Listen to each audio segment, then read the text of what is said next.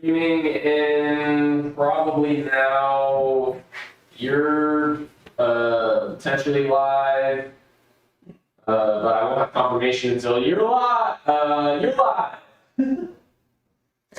Welcome, all of you who have been waiting. I had a super fun morning, and we're getting started later than normal, but that's okay. That's okay. And some of you sent in your reviews later than normal. It evens out. Nobody did. I'm a liar. The truth is not in me. Okay. Hope you all had a Merry Christmas and all that jazz. Let me know if you're here in the chat. Flash warning. Oh, I like that. Hearts. I see hearts are moving. Let's go. Form reviews. My favorite. Hey, we back. We're here. We are here. Deadly X Rage. You're first. Congratulations.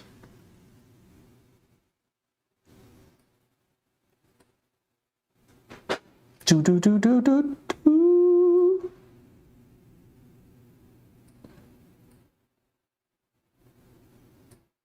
What are you working on, brother?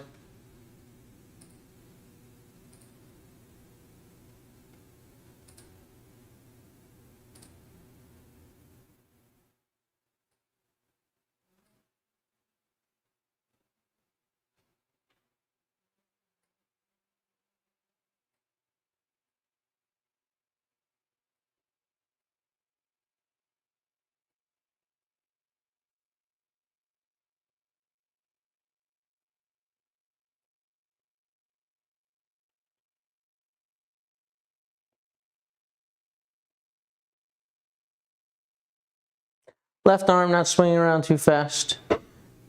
And throwing from back shoulder. Well, you're getting through the pocket here. It's nice. Your right arm's getting through. It's nice. Right? So here, it's a little fuzzy, but we can see your hands somewhere around mid-chest, trying to get off the right side.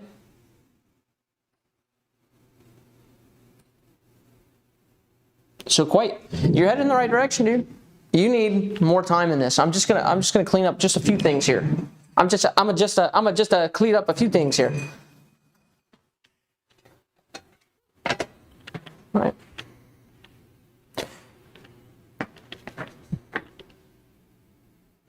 So your left shoulder being pulled forward here is just a little too forward. To answer your question, I think that's pretty sufficient for now. You can reevaluate in a little bit. Continue going for what you're going for here, getting the hand through. The left shoulder's coming through a little early. So what we'd like is the reason that this left side starts moving around, right? That's here. The reason that this side starts moving around is because, just watch my right side go. I get stretched here, right? You see that? You feel that? There, your body only likes to stretch so much here. So here, and then it says, I'm stretching, I'd like to pull around now, right?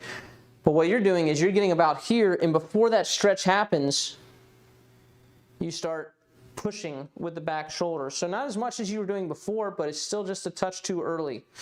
So if I exaggerate it, it's going to look like this. Right? So there, I went way past where that stretch started, and I tried to keep my left shoulder way back, probably further than I should personally, but you got pros who get way further around than that because they're super flexible. Right? So you need here, and then this side comes around. So it goes swing, and then this comes around. So in that case, you need to go just a little bit. You need to let your right side swing your left side around. I'll show you here.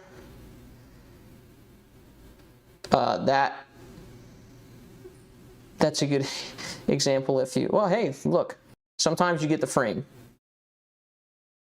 All right, so feel this, kind of, okay, cool. My hands are trying to do this trick where they clap behind my back.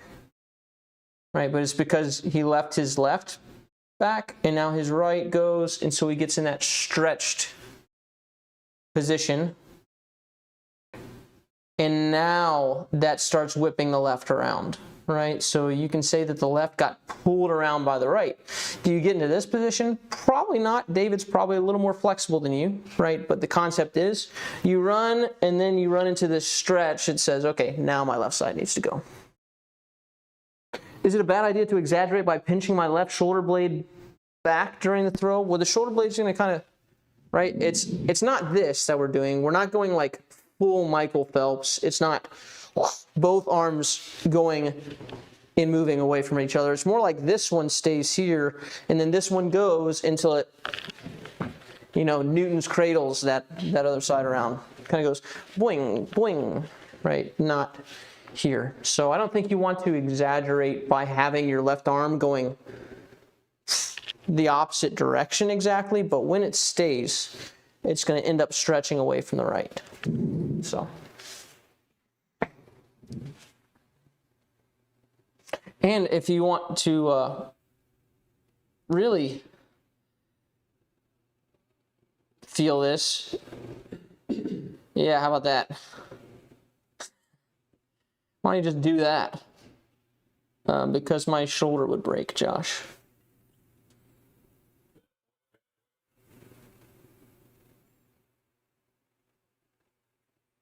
So, good work. Continue going on that path. We're going to try to make the left swing around even later. All right, who's next, Mikey? Who did you do first? Deadly X Rage. Okay, so Maxwell Fresh was the very first person I scroll all the way up. But is he the first person since I got on? Because he might be gone now. No. Okay, I'll just find it.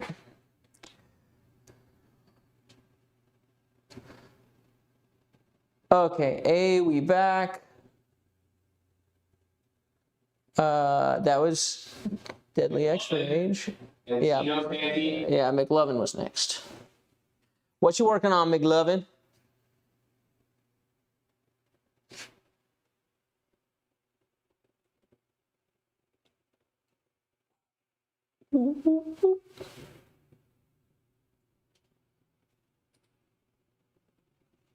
Is there any way to get that mic closer to your mouth? No. It, How's this?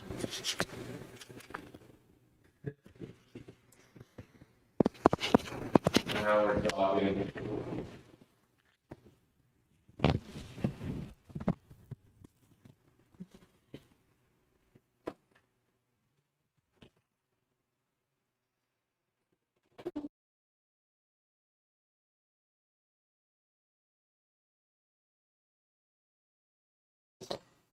Yeah.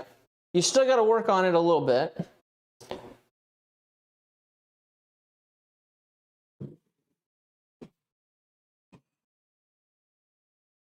So if you're still having trouble with it, it's probably because the focus is not correct when you're throwing, right? So you've got to be able to feel what's happening here and not have this side go at all pinching right here, this part of the arm. That's what I'm talking about.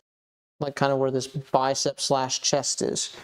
We want to make sure that this gets nice pushed back like this, and it's going to be nice and wide like that, right? And from here, you've got to feel everything else. You've got to pay attention to this being still, and you've got to be able to feel what it's doing there.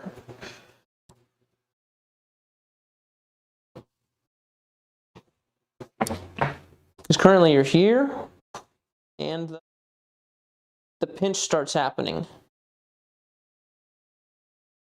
And once the pinch starts happening here, and this is the pinch where I start doing this. Right here, the hand can't go. The hand can't go through because the body's there. Right, so this, we need to keep this space back here. And then your disc needs to go through that space that you created. Right, here's the space. Currently, your disc can't travel through there because you pinched it off. So we open this space up, and then we move the disc through that space.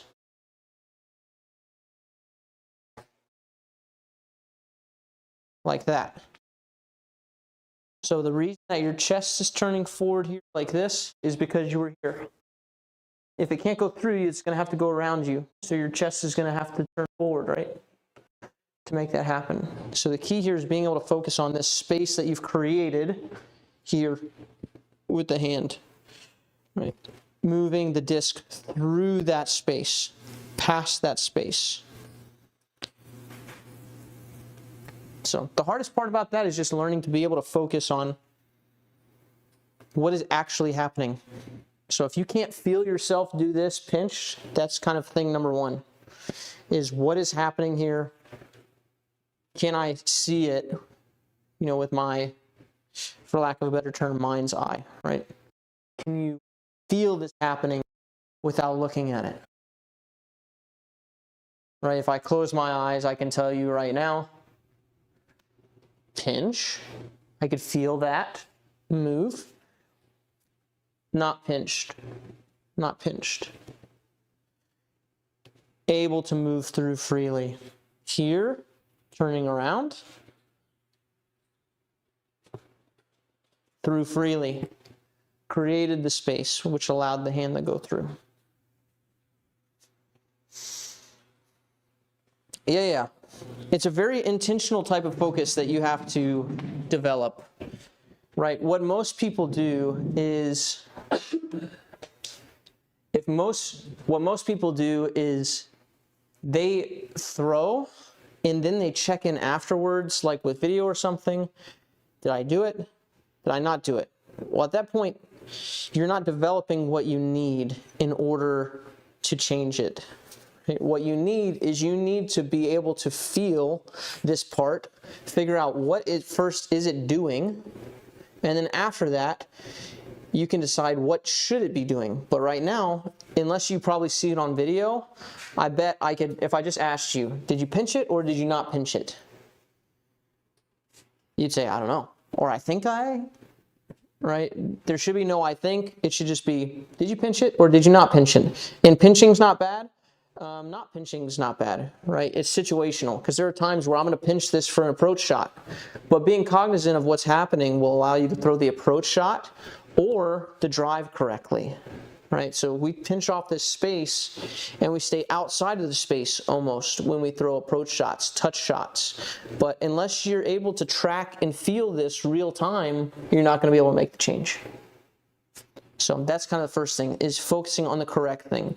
And it's not, in the beginning, it's not, oh, bad or good. It's just what is happening. Can I feel what's happening? And then, what do I want to happen on this shot? I want to maintain that space and move the disc through there. And then you learn to do that. And then you say, okay, one time you're throwing approach shots and it's like, what's happening? Oh, I've got too much space actually. I need to close that off, reduce my levers, right? So yeah. Yeah, and that's the first thing. You have to learn how to learn. So there's going to be a lot of stuff on this journey where I'm trying to correct a certain thing, but what you haven't learned is how to pay attention to the correct piece and how to pay attention to it. So, yeah, that's probably more helpful than any actual form piece, but that's how you need to work through it. Okay, who's next? Who? Zeno Santi. Why didn't you just say Zeno Santi? I played enough games to know Zeno when I see it. Zeno? What are you working on, Zeno?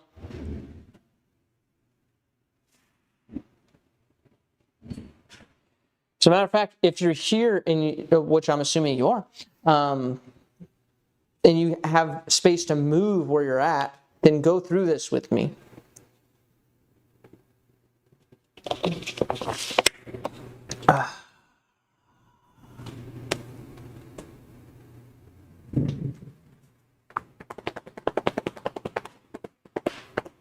What's up, Jordan?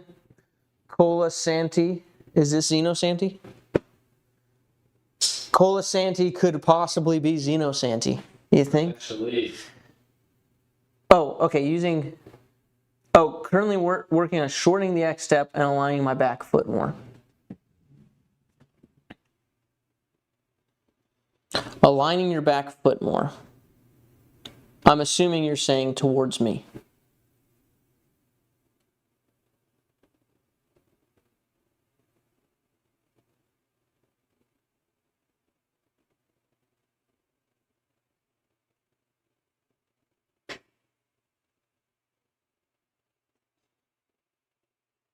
So the back foot could be properly aligned right now. I don't know. What I would focus on is getting your body in a good posture here. Because right now, the back foot's not, if I tell you to fix the back foot, you're still going to be open like this.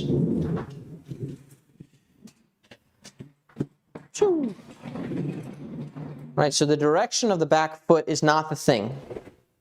Right, because if you had your back foot fixed, it would look like this. Parallel, and then you'd be like this. And then you'd say, oh, now it's my right foot. And then you fix your right foot, and now you're like this. And now your left foot's a problem. Right, so it's not really that. You can't think about it as direction of the left foot. What we're moving towards is we want to set up a powerful base, a strong base, a stable base. So what you should focus on is you need to learn first, aside from the disc golf walk-up, aside from where you're walking directionally and where you're throwing directionally, if I was just going to move, right, and just be generally, if I was going to dribble, right, or I was going to do side jumps, what is the natural posture that I'm going to be in? I've started calling it kind of like a earthquake posture, because anytime there's any kind of like little tremor or something like that, or earthquake, people always do this. They're like what is happening right now? And they always get low to the ground. They get a wide base, right? And they try to get stable as quickly as possible, right? So that's what you're looking for. You're looking for a stable base, right? You would never find a stable base like this. You wouldn't be like, this is it. Push me, I'm ready, right? Or, here's the earthquake. It's always what is happening right now, right? So find this stability here. Yes, yeah, absolutely. Get in a more athletic position. And sometimes we kind of frown down upon something that's so simple like that. But you got to think about these guys that are throwing far. It's not because they're the most intellectual people out there. So first is just finding out, okay, what's strong here? Right? And then we can line that up either which way. Right? Now my feet are like this. Right? This is just strong. And so if I want to aim this, let's say that I was, let's say that this was strong posture for one hand hitting the bat, right? Swinging the bat. Good. Strong, right? Let's say I wanted to hit flush, right? I would learn here. And if I wanted to go more that way, I would just turn my whole posture this way. Boom. And now that's strong. Right over here. Boom. Right, but it's all the same base. And then you learn how to aim it. So this is the reason I'm bringing this up is because if you go, my left foot needs to be more parallel, right? Then you end up here in the same unstable posture. So first get stable. So you should be able to go through your walk up and land solid. That's the first thing. That means your feet aren't going to be like this. Right here. right? Or if you were super duck-footed, maybe your feet would be here. If you were Simon Lizotte, your feet would probably be more like this. Right? If you were Drew Gibson, your feet would be more like this, and that's super stable. For me, this seems natural. I can make whatever cut I need to make this way. So, it sounds very simple, because it is very simple, but it's a very fundamental and powerful thing. So, through, boom. Find this balance, right? Where did all my stuff go? Right? Yeah, it's not that hard in execution, right? It doesn't have to be hard in execution. Right? If you're gonna pick this thing up, there's my base. Swing it around solid. Right? Side to side. Solid base.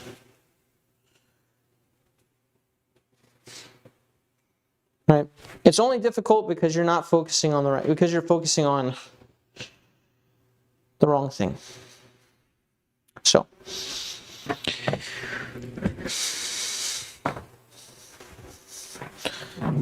don't overcomplicate it.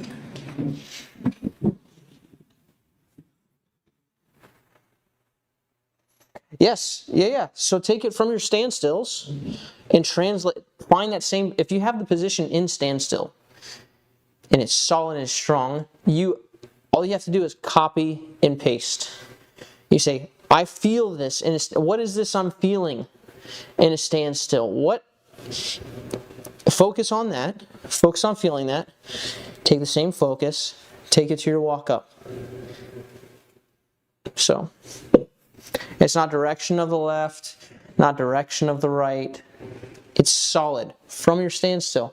And then you can learn how that aim changes during a walk up. Right. Yes. Keep it simple. And changes come more easily. All right, who's next? Let's see. Brandon B. R-A-N-D-Y-N. Got him.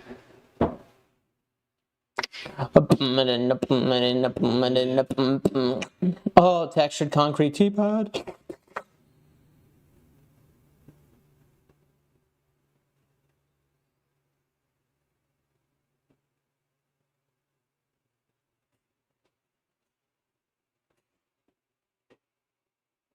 What are you working on, Brandon?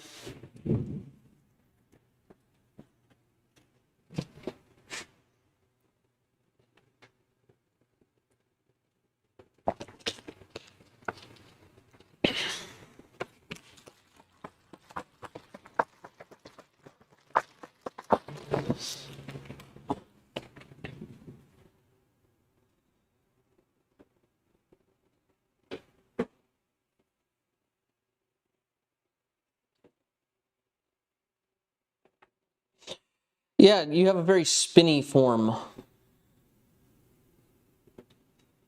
That would be the first thing.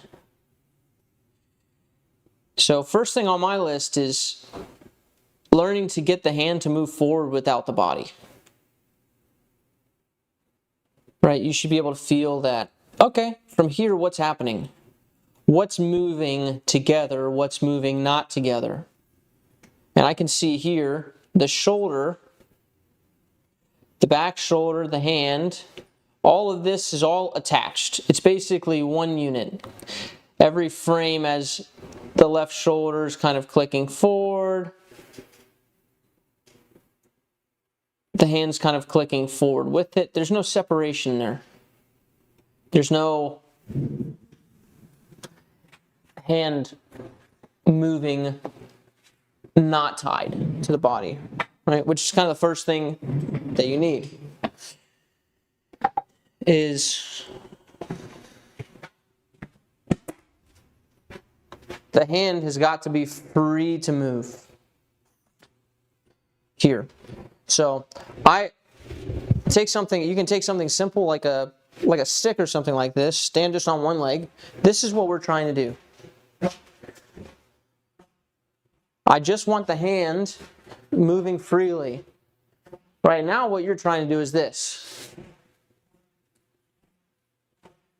If you feel this, you're going to notice that by tying the hand to the rest of the body, it doesn't move as quick, right? You can actually just, lots of speed there because the hand's able to pass the body. That's the first thing I see. So in the same way, if I'm just moving the hand past the body, lots of speed to be had there, lots of kind of free speed almost. Because if it has to be tied to the body doesn't move that fast. Hand can move very quick. So first thing is just hand through, just a little whip here. That's the first thing. Get the hand going. Past the body. And if you're going to do it with a walk up, so throw behind me again, some more. Yeah, until it's fixed. But you don't have to necessarily, when you start working on it, the piece, as you start working on walking up and all that, then you have to be able to feel that piece amidst more and more chaos. Right? It's like what I'm trying to get you to do is like if I'm playing on a piano, right? And I'm trying to get you to sing your note, right? I've got a whole choir of people, right? It's very easy when nobody's singing to go, dung, dung, dung, dung, dung, dung. You hear that? It's just dung, dung, dung, dung. And then you start adding people and other notes, and it's just, it's harder for you to pick that out amidst the chaos, right? So when you start adding a bunch of stuff, right? When you start adding a walk up, you have to be able to isolate the hand going past the body. Even though you feel all these other things happening, right? You have to be able to feel in that isolation that it's the same exact thing as this. The hand go, right? So I just want to recreate that same feel with a walk up. Yes, the hand definitely passed the body there.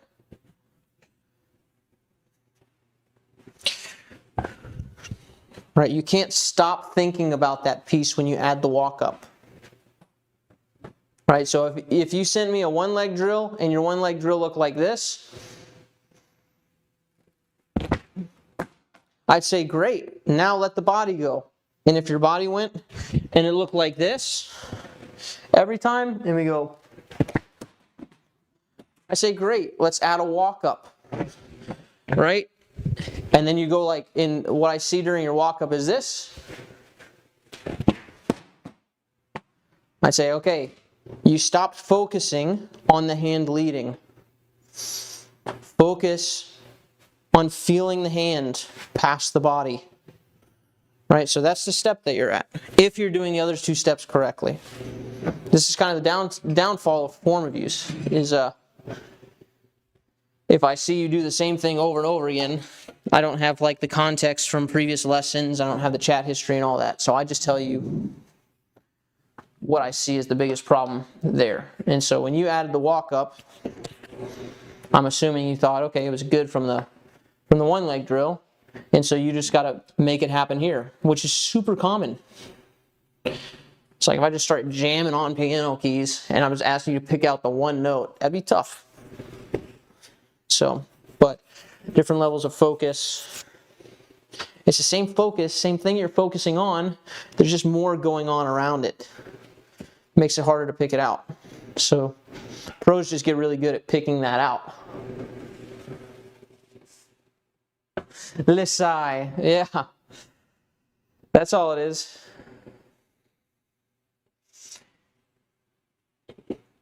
Yeah, like when I play with a band, dude,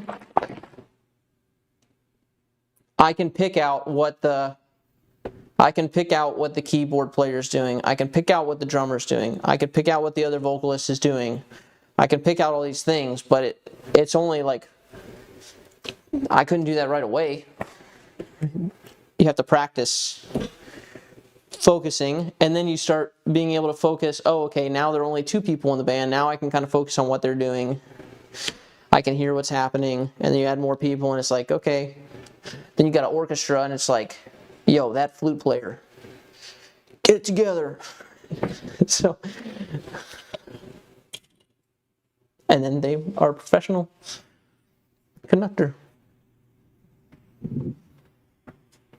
Okay, who's next, Mikey? Sean Thomas. Got him. Yeah. What you working on, Sean?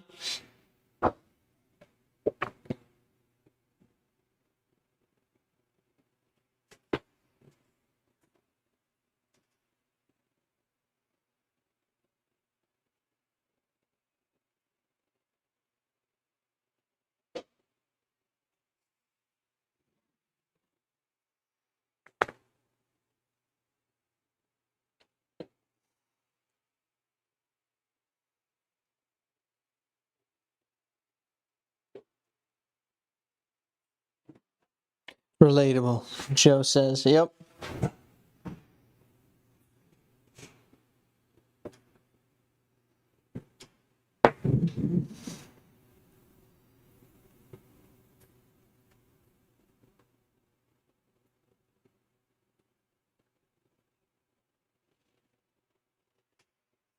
Yeah, and I'll say, Evan has gone through form changes very, very quickly because he's able to feel what he's able, without looking at it, without looking at video, he's able to tell you what's happening with that part of his body.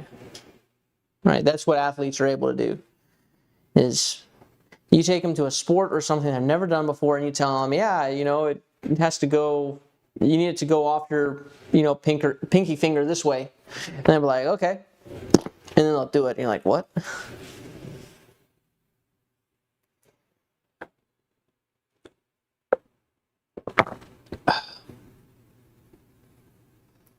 I'm here, I'm in car. Let me know when you're not driving, Sean, and I'll do it. And don't want you to, miss out. Or are you parked in your car? Okay, I'll do it. Don't watch while driving. Just remember what this minute marker is.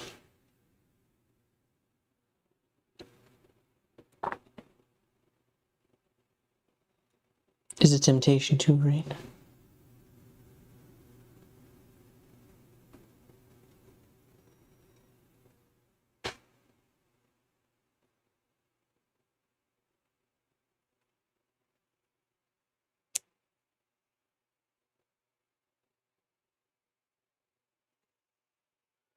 Who else loves Innova? Lots of people love Innova.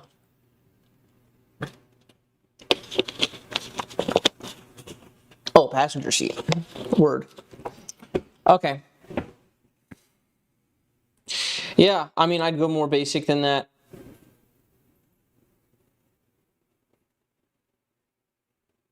Than the, weight shift and all that.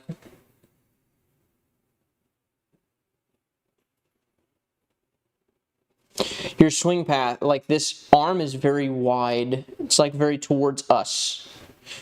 Right? So when it swings in, it goes into your body like that. Stays there for a second and starts coming out very quickly. Right? Out and out's not a bad thing to create space.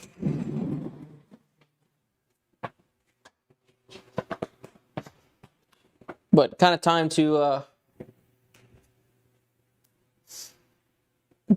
go past that. So I don't want to see here and then here and out. What I want to see is it's back off of basically whatever line you're throwing, basically.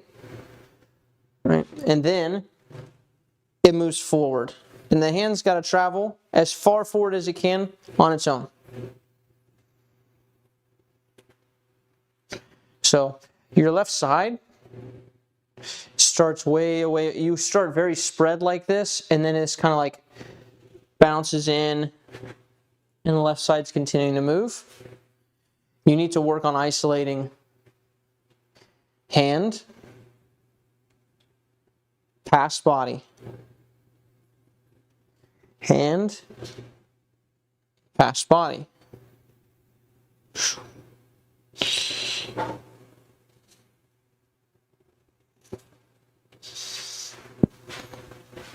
So the move that most people don't get past is, and that you're not getting past, is you get here, and then you want to bail out right away. You want to start swinging your hand out right away. It needs to stay, the hand needs to stay tight to the body and move past it.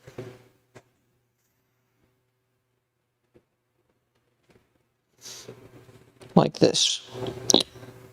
So, probably easiest to practice that from here. Just like a little nothing with the legs. Everything quiet. Just learn. In the beginning, it's going to be totally arm. That's hand, past body. Doesn't need to be wide. Just here. It just slides past the body. Close to the body, sliding past. And then eventually you can let the rest of the body move as it wants, but the hand still has to go past everything.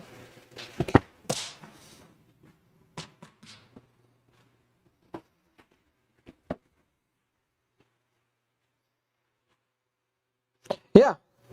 Yeah, and I mean, you answered it, right? Been doing that recently and hit some 60 mile per hour. Yeah, and you said trying to get around 60 more consistently. Well, you focused on that, and you hit your goal of around 60 consistently. So don't leave that focus. Stay on that focus there. Right, keep going. We as humans like to look. It's like, oh, let's say I'm trying to lose weight. Right, I step on the scale. Oh, wow. 5 pounds down this week. Great. Right? 2 weeks later, oh, I'm another 5 pounds down in the last 2 weeks. Right? A month later, oh, look, I'm down a pound. Still going. Right? And then 2 months, it's like, oh, down a pound. Let me try to change it up and focus on something different. Instead of eating healthier, I'm going to just for whatever reason, change my focus from that. Right? That's kind of how people are. Is, oh, this thing's working, let me change it. No, don't change it. Keep going on that focus. That's the thing that separates pros from amateurs, is they're able to focus on the things that work for a very long time.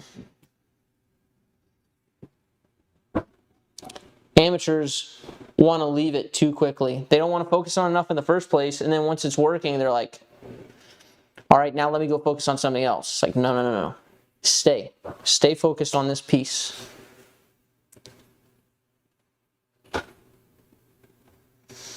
Yo, what's up, Pixel Imp? Who's next, Mikey? Chapain. Yeah. A chapain? A chapain. It's a putt. Okay, so I need some context with the putt. What's wrong? What are you feeling is wrong with your putt?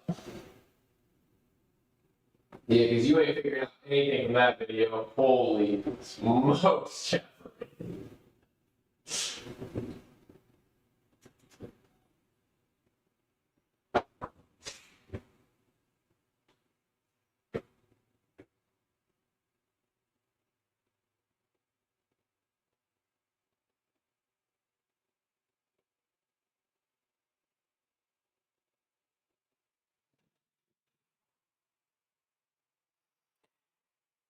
Does brace seem all right? Because standstills are only 1 to 3 miles per hour slower a lot of time. Sean? Brother? Don't worry about it yet. Focus on the thing that matters right now until you send in the next form review and it's good. Then you can switch focus. But your mind's going to start taking you to those things, braces and stuff like that. Don't do it. Do not listen to it. Don't get all intellectual on it. If you focus on the hand going past the body, you hit 60. So why don't you just focus on that till you hit 60 all the time? And then we'll see what happens. You gotta think, these pros, they're not that smart. Right? They don't know all that stuff. I'm not saying that they're dummies, but regarding form, you guys are probably way smarter than they are. In terms of knowing, what happens with form. They just go, I don't know, I do this and it goes farther. It's like, you got to be like that. That's the way.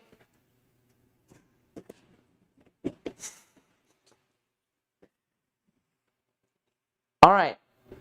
If Chappie's here, you got to tell me what's going on. I need some context for this putt, brother. And if you're not here, I'll just go to somebody else so you are here. You got... Yeah. That's it. All pros are dummies. They're very body smart.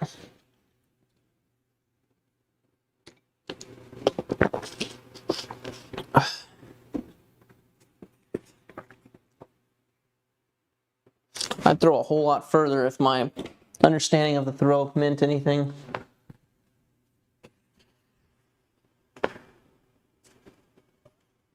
Okay, who's next after Chappie? Because Nikki V23. Uh-huh.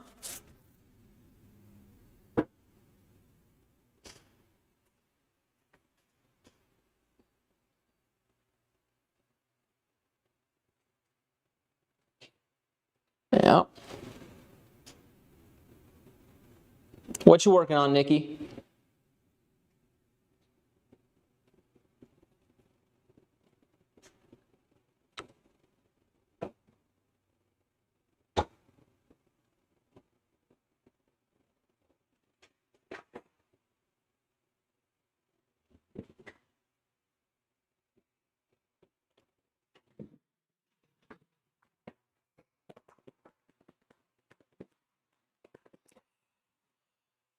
Yeah, what do you feel during your throw?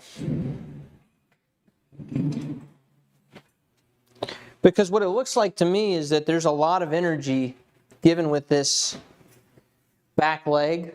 It looks like you're almost going like really forward with it. Almost like you're trying to knee someone. I don't know. Is there anything you've ever thought about? It needs to be much more quiet. So what we try to do, so in order to get this correct, right, I want you to work on your hand passing your body, but right now your body's a little too active, right? If I try to go here, and with the disc in my hand, and I go, well, of course, my hand can't pass my body because I just told my body to, knee forward, which means come around, right? So we don't want it to do that. We want it to stay back. So for kind of an exaggerated feel on this, I like to grab something that's a little bit longer, just like a stick. Looks like you probably got a couple in your backyard, unless you're a good boy, played with them all. But just start here on your right leg and just start swinging this, right? You're going to feel, when you start swinging, that you can actually get the disc moving, or the stick or whatever you're holding, moving pretty quick. Right? And then pay attention to how your lower body feels when you do this.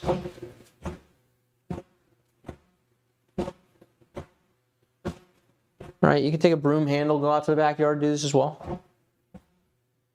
What you're going to feel when you try to swing this thing quickly, which you know how to do, right? You know how to swing a broom handle quickly. But when you start paying attention to your lower body on that, you're not going to feel a huge active move there in order to move it quickly. you're going to feel it's free to move, right? It's got a little movement to it. It's not anything that you have to like hunker down and control that much, but it's not active. Right? It's just stable with your lower body. If you're standing here, both legs on the ground,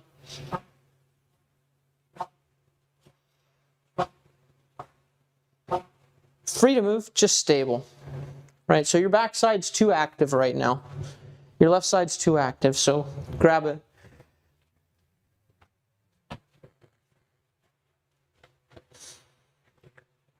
Disc, start swinging around, same thing.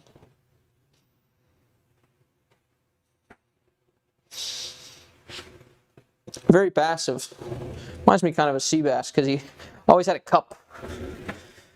All of his drills, he's got like a cup in one hand with some undisclosed liquid. Right, your throw should be able to be pretty quick. Just with this left side being quiet.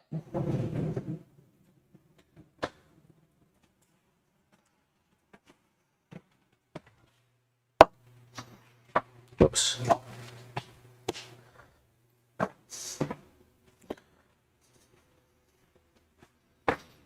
So if we were on a lesson, that's what I'd have you do. Just feel that this is calm. Calm left side. Doesn't help us swing a stick faster, not going to help us swing a disc faster. Right? You're not going to go to swing a disc quickly. That impedes your swing. Right. Everything calm. Find your balance. Right, when you're swinging one of these around, you're not going to be like this.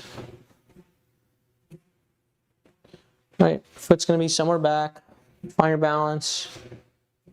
Good to go. Right, if you're rebuilding it, rebuild from a stable base, not one that's moving a whole bunch. Basically, the brace is, what we do is we're kind of walking up to where we want to throw from, and then we go boom. Plant my lower body so that I can swing this. It's not swing my lower body so that I can half swing this. No, we want a nice big move with the hand. And for that, this has to be stable.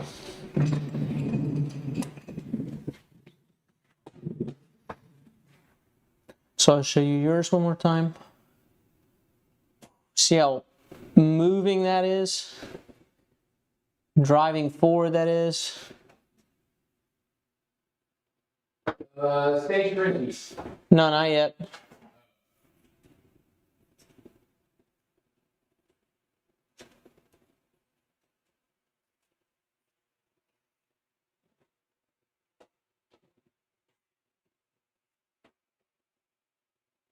And watch his backside here. Try not to come forward with it. And he did a lot of moving with the body before this. Right, lower body, boom. Kind of keep that stuff back. Keep that stuff back there so that right arm can go on its own.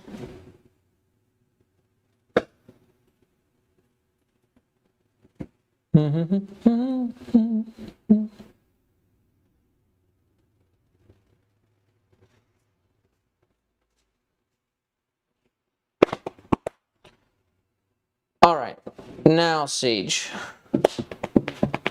Other guy's got to come back too. Chappie's got to come back. Chapain. Yeah, just feel your way through. Find that stable base. You do stage right now? Yep. Alright. Yeah, Chappie hasn't come back. Unless Sam is Chappie. Somebody's rocking up, Dakota.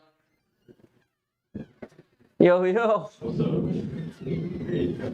Thanks, brother. Happy New Year, man. Happy New Year.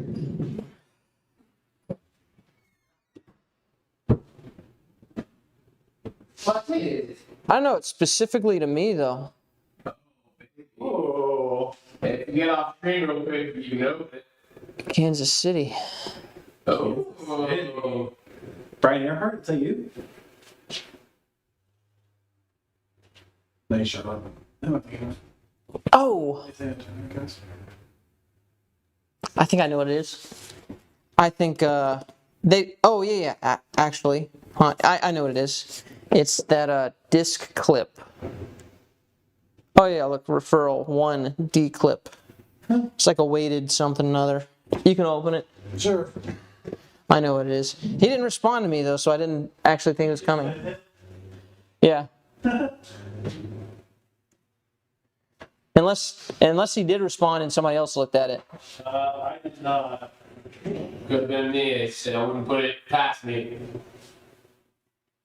I sent you a box.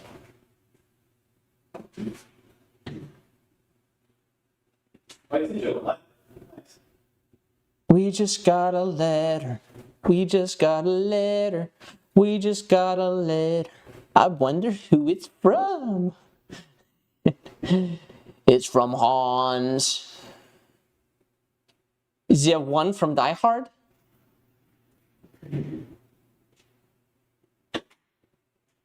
Mike. What? Wrong Mike. Yes, it is. Hump day. Okay, Mr. Sage. What have you been working on?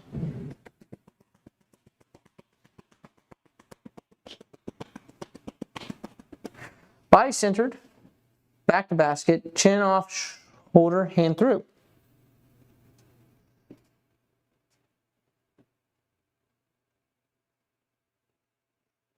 Okay. Centered? Yes. Coiled? Yes.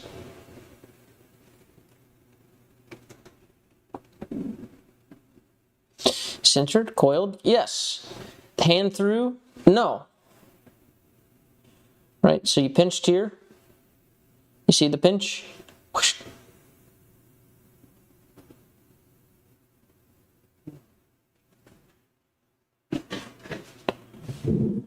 Right, so now we got to get through that without pinching. So the other things are good for now.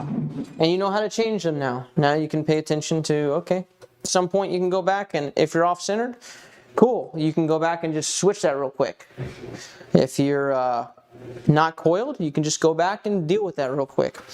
So now it's focusing on, it's finding how to get through this without just pinching open, right? So right now, you should be able to feel if you do this. So stand up or move around wherever you're at, presuming you're not like at work. But through here,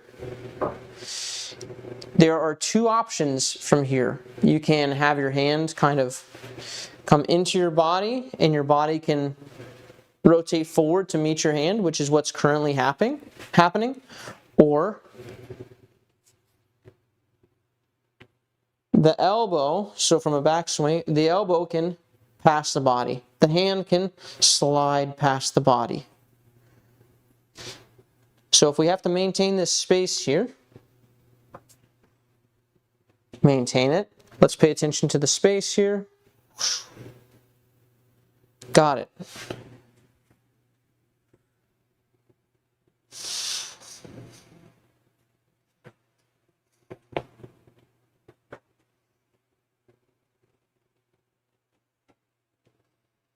Got it. So, yeah.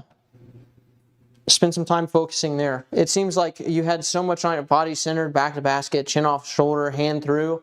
It's like, okay, well, I mean, you got through the body centered, back to basket, chin off shoulder. That's basically the same thing as being like centered with the head, I think. So, yeah.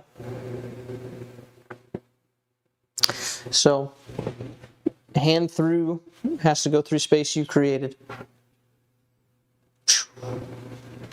Right, what's the... You just didn't have time to focus on it, or you're struggling to focus on it, or what's the deal?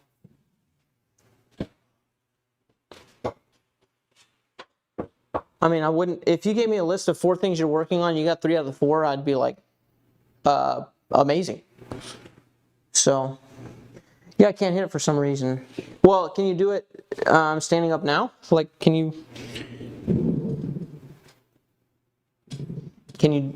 feel the space while looking at it? I'm sure you can. Then it's a matter of, can you do that without looking at it?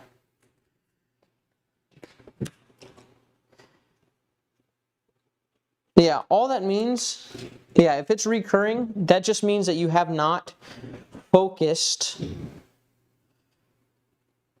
on the body part that you need to focus on, right? So the hand has to pass through this space. So your hand can go around like this, right? You should be able to feel the hands going around. If you close your eyes, you can do that, right? And you can watch it. So it's just being able to know where it's at without looking at it, right? That's kind of like the final form of this sucker. So when people struggle with this, usually what happens is they're not paying attention to their body and they're not feeling what's happening in the moment.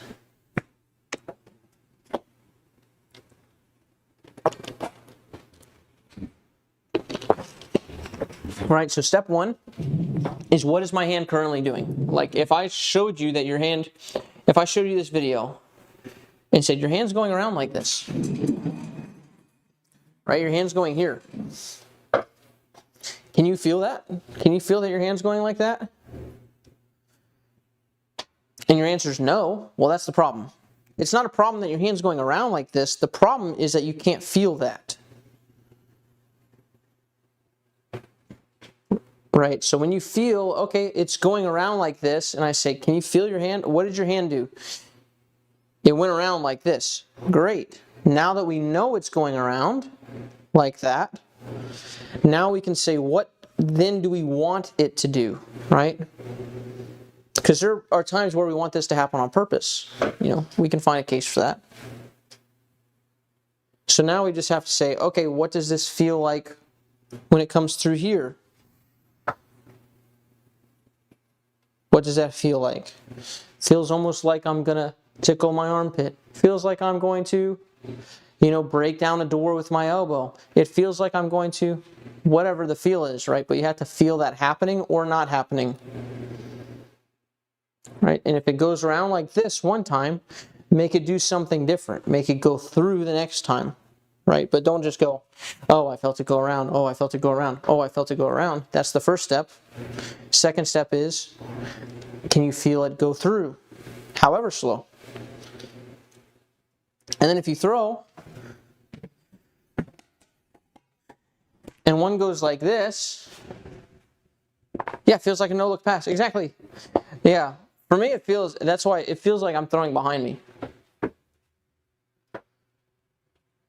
Yes. So you have to be able to pay attention. So if you go here, was that around? Or was that through?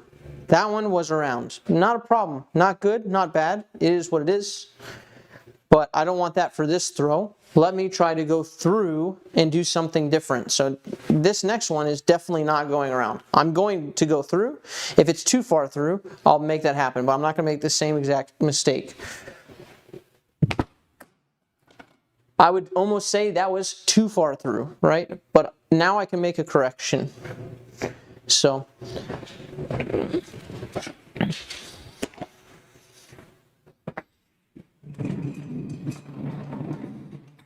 yeah, so the reason that that one is harder for you than the other ones is just because you're having a harder time isolating your vision to that, your mind's eye to that. You're having a hard time focusing on what's happening there. So,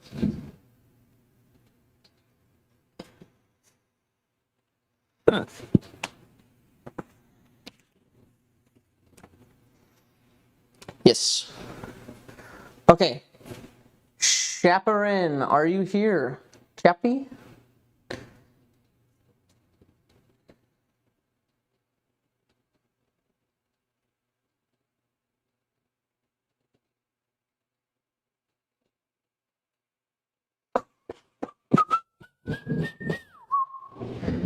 Okay, Sam, tell me what's wrong with your putt.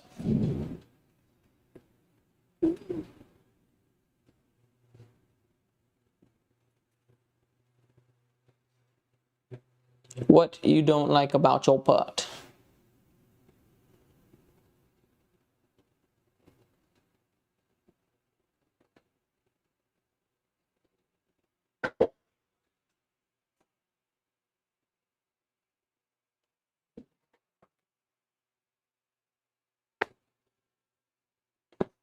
Haven't been able to get consistent pop, I would imagine. So to me, what it looks like your hand is doing at this moment is it looks like your hand is here like this, and then you go here. So to get pop, what you need is, you're saying consistent pop, so I'm assuming you do get pop from time to time, right? But pop is from the fingers popping up on the disc, right? When you push up underneath the flight plate upward, right? That's pop, right? So if you want to pop it up, it needs to be here, up, right? And notice my hand is up. Right now your hand starts popping up and then you cut it off. Right, so you're going pop, nope, psych, I'm going over. Right, so this pop needs to continue up. There's no reason to have any other move really. Inside of that, it just needs to go finish with your hand up like that. Right, and then you learn the direction of that pop. Right, so, but you need to go, pop is an upward thing. Right, with your style especially. You're going here and you got a little push, and you spring and pop those fingers up.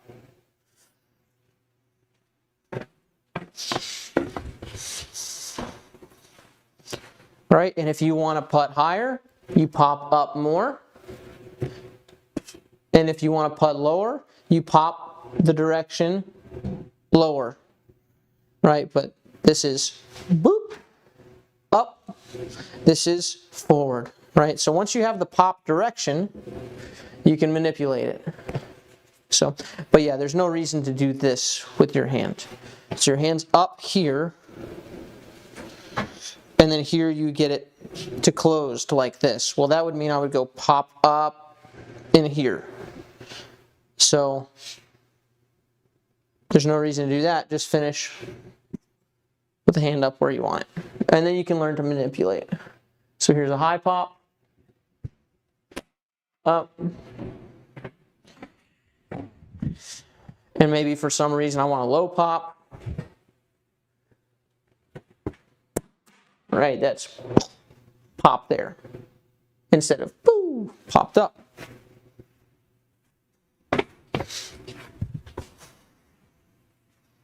Any questions?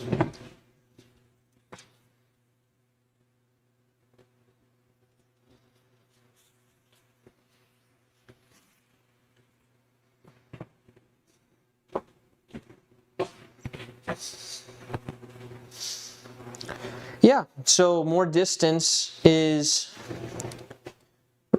right, what do you do for more distance in basically every scenario? Right, you can lengthen your line, right? So if I'm putting short, here's a very short putt. I don't need to be as aggressive with the pop, right? I don't need to go boom on a 10-foot putt and pop like crazy. Right, so I'll need more pop on a longer putt. And which throw is longer? This one? Or this one?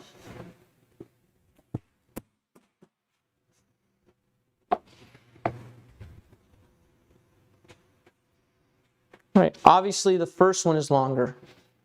what did I do? I just lengthened my line, right? So if you're trying to putt from further, you need to, if this is standard putt, 10 feet,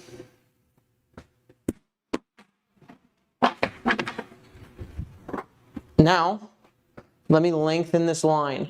So how can I do this? How can I keep my line in longer? Oh, I can go backwards more into the legs, right? And I can go through more with the hand, right? So I can lengthen it on both ends, not just back more, but I can go forward more, right? So a longer putt doesn't just look like this, where I go deep back and I go boop, small with the hand, right? No, you lengthen everything.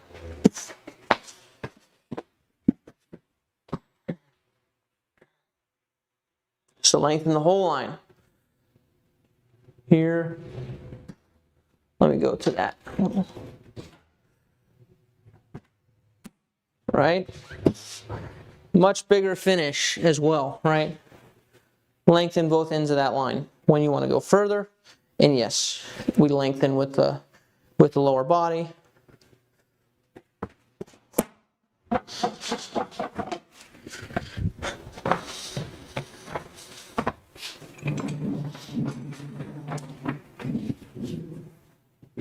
Absolutely.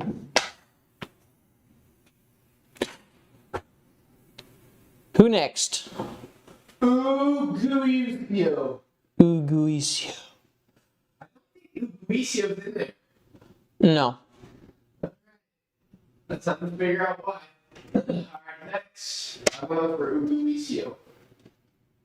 Let's see. Next is JC the short here. I don't think he's in there either. He is. Okay, good. Flash warning. Flash. He's going to have strobe lights. So if you have, what's that, epilepsy? If you have something where flashing lights is a problem, you've been warned for the last 10 seconds.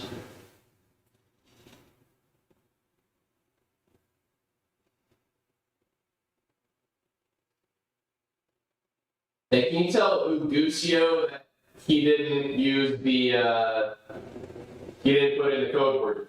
Uguisio, you need to resend with the code word. That's why he has been missed. That is the only way that we know that you're actually a patron. Not the only way, but it's in there for a reason. So you need to resend or just send us the code word.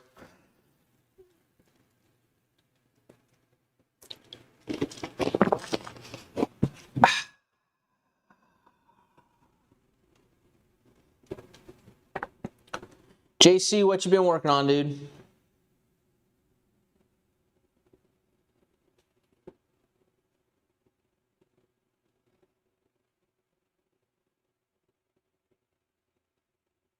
Keeping the left side back?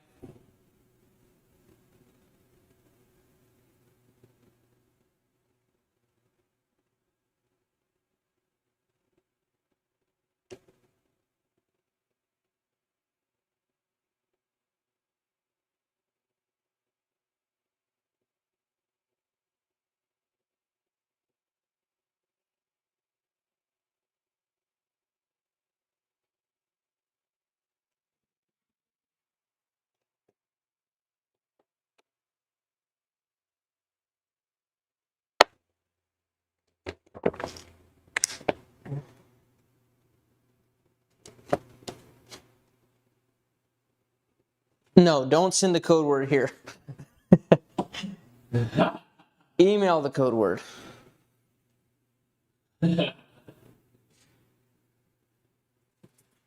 Yeah, so JC, couple things.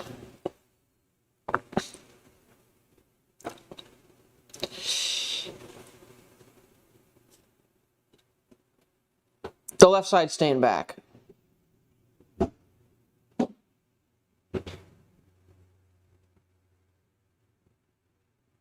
So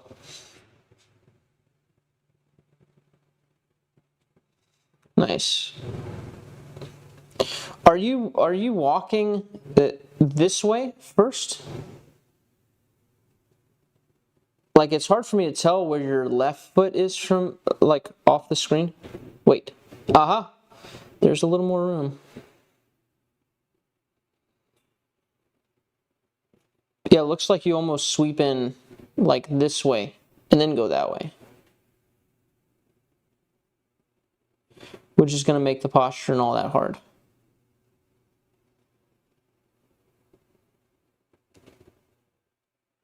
There. Yeah, for sure, right? Yeah, this line should just be basically this way. Right.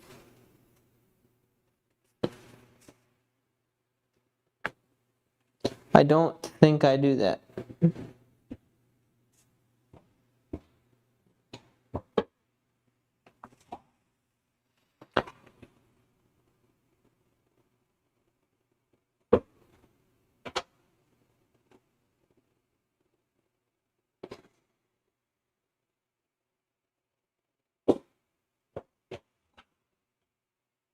Okay, stick your butt out more. Make sure you're walking up this direction. And then just pay attention to your hand. Just try to move the hand fast. Right? It's time for you to take a break from form reviews. You've been pretty diligent in your form reviews for the last, I don't know, feels like 6 months. So you're done with video camera for a while. Put it down.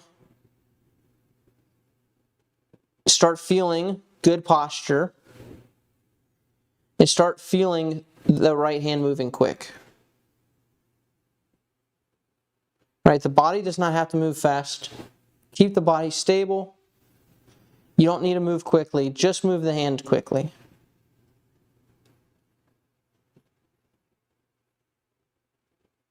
Right, maybe later we look at form again, but you need to stop recording for now. And don't pick up a video camera till they're at 65. So, that's your job now. Quiet everything down. Take the effort down a level with the body. Speed up the hand. Just feel. Feel for a bit.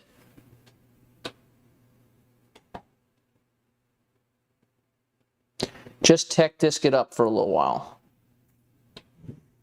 Good.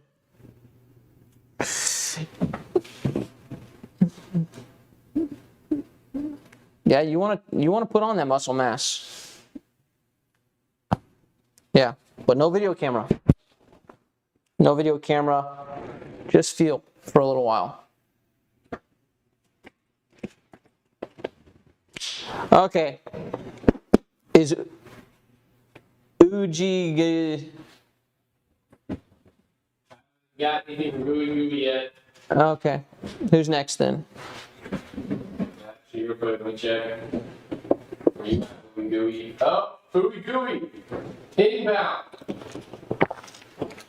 All right. It's going to be the unnamed that's about to pop up in about 10 seconds. Yep. You know. Just about. Gooey Gooey.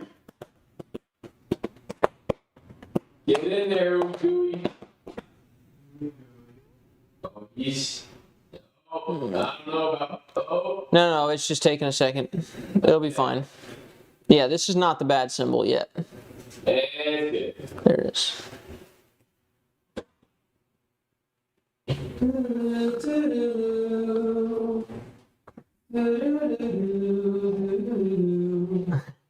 That Maxwell Fresh looks like an intriguing video. I haven't even looked at it yet. But I'm excited. I'm hoping it's a Tommy. Hoping it's a tomahawk. And you did JC the short, right? Yep. Okay.